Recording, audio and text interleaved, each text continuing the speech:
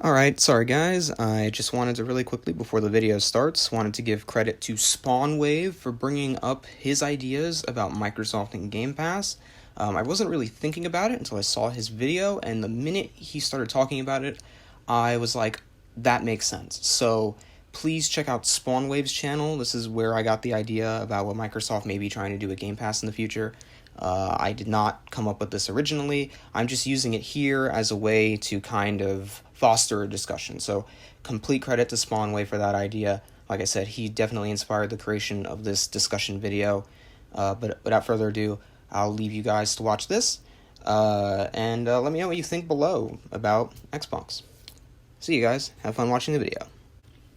Hello everyone, and welcome back to Varied Nexus. Today I'm going to be talking about next gen, more specifically the Xbox Series X.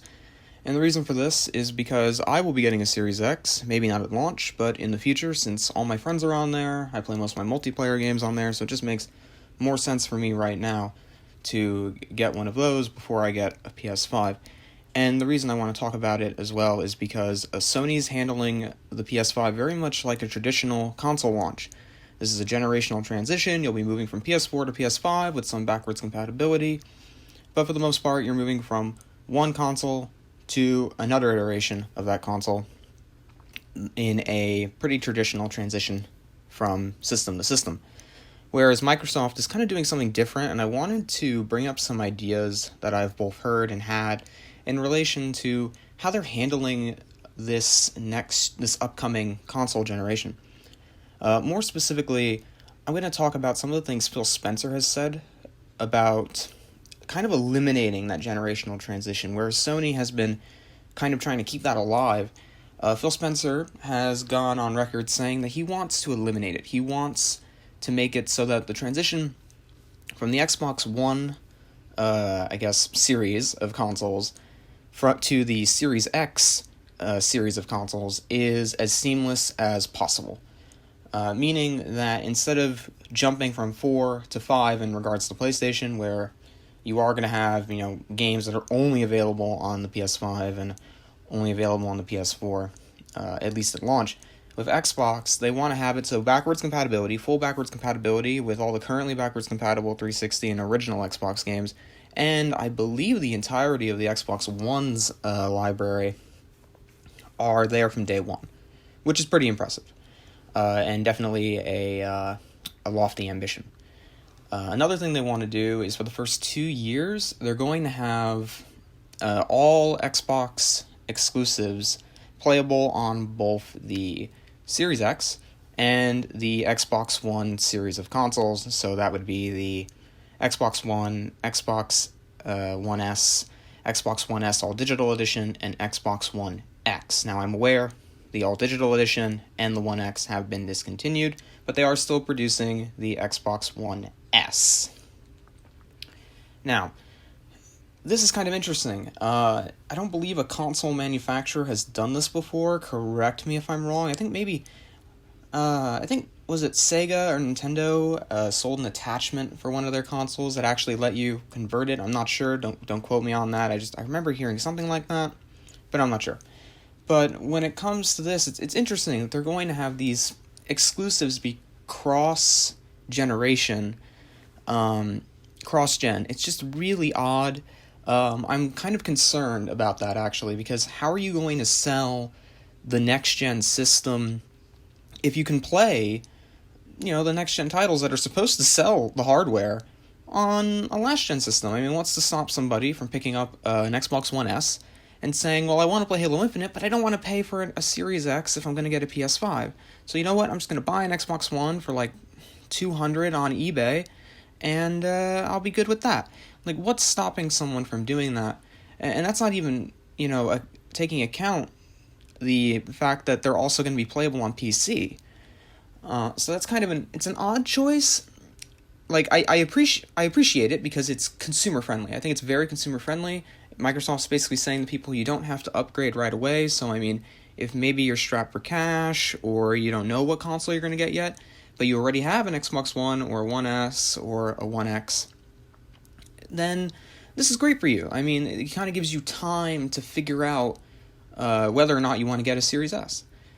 A Series X. But the problem is like I said, I don't know how this is going to help them sell their brand new console. If anything, it might hurt sales, because it just tells people, hey, you don't have to buy our brand new $500 plus machine. I don't know what the price is, but I'm guessing that that's what it's going to be. But my next point kind of ties into this and would explain why they're so nonchalant about it. Like, even though they keep advertising it as the most powerful system on Earth, they really aren't giving that many reasons why you need to exclusively own the new system.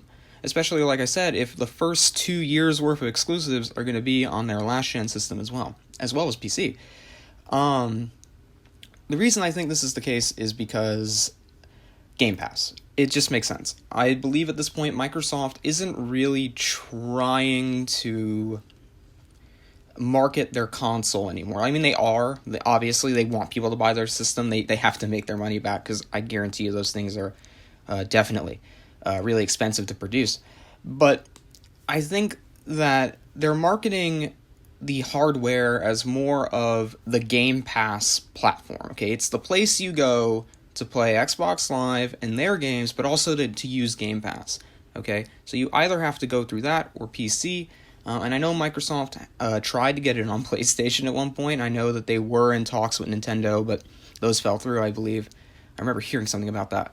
But it really does seem like they're more concerned with pushing Game Pass as a subscription service rather than the Xbox hardware. At least that's what I'm seeing. I don't have any inside information on this. It's just kind of an educated guess, considering some of their strategies for this next generation are just kind of bizarre. And some of them, I don't know how that's going to move, hardware, at least at launch, which is, kind of important. You want your big, shiny new system to have a strong launch, right? At least I would think so. But at the same time, this kind of makes sense. Microsoft is a predominantly software-based company.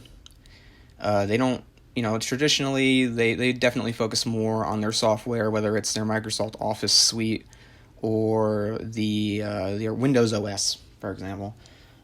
Definitely more software focused. So this kind of makes sense for them. It's just really unusual for a game console, from a game console perspective. It's definitely an interesting strategy, and I'm kind of looking forward, just out of sheer curiosity, as to how this pans out for them. Will this be profitable in the end for them, or will they just be handing the generation to Sony like they did back in 2013 with that terrible Xbox One reveal? But I guess the bright side is at least they're not focusing on television this time, right? So I don't know. It's kind of it's an interesting question. I'm definitely looking forward to seeing how Microsoft does that. Will they, in August at this other event that's pretty much been all but confirmed, will they go into more detail on, why you want to buy the Series X? Okay, not Game Pass, but why should I buy this expensive new system specifically? Not just the power, but are there games, that are going to be there at launch that I cannot play anywhere else? Okay, that are maybe timed to the Series X, and then a year down the line you'll be able to play them on PC or whatever. Are they going to do that, or is this really just going to be available from the beginning, PC and last gen Xboxes from the start? If so, that's kind of odd. And it might also explain why Halo Infinite doesn't look that good. Now, granted, like I said in my last video, it seems to be an early build, according to Alana Pierce. I will have her video once again linked below in both the description and the pinned comment. But let me know what you think about this. Do you think Microsoft is shifting focus to Game Pass? Do you think that maybe they're just trying to turn Xbox from a hardware, a piece of hardware that you put in your living room or your bedroom or whatever? Or do you think that they're kind of just they're kind of like playing 4D chess? Do you think they're maybe have some grand plan in the background maybe? And what do you think that plan may be? What do you think, if they have any issues, what do you think they should fix? Should they get more exclusives? Should they maybe move away from unifying the Xbox platform as a whole? Or do you like that direction? Let me know in the comments down below. I know this wasn't chock full of new information. It's a lot of old information. I will definitely have references and sources in the description and the pinned comment if you want to see those.